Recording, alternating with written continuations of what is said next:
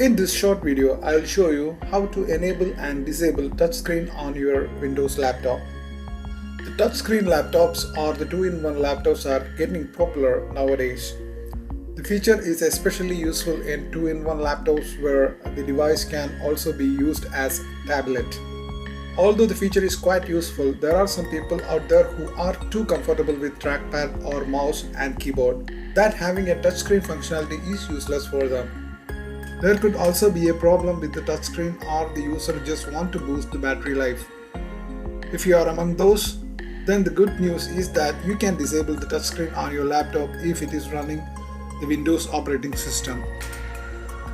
In this step-by-step guide, I'll show you how to quickly and easily disable the touchscreen on your Windows laptop using the built-in device manager. Before starting, I'll show you what is the difference. Currently, I'm using a touch 2-in-1 laptop. As you can see here, this is all touchscreen. I'm just dragging it from the left to right, right to left. Everything is working fine. See,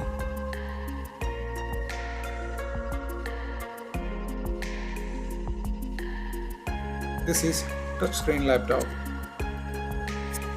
So the touchscreen is functioning right now. Now I am going to disable it. For that, you have to open the device manager. You can directly open it from the start menu and type in device manager and search for it, or you can use a simple shortcut key, that is Windows plus X plus M hotkey, to open the device manager. So I'm just going to start menu, from there to, and then search for device manager.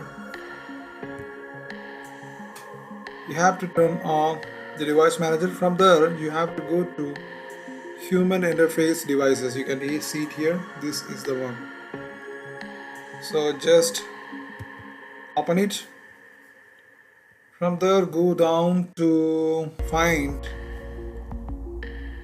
touchscreen, HID compliant touchscreen. Just right click on it and disable it. That's it. Now you can see that the touchscreen is not working. It won't work. I'm trying it here. It doesn't work. Now you can use trackpad and mouse for working.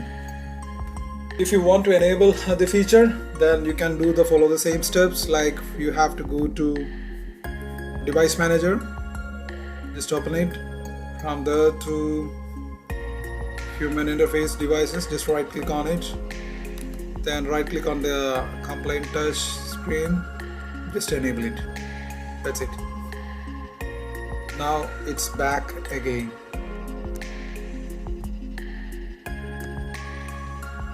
So thanks for watching this video. Please subscribe, like and share. Thank you.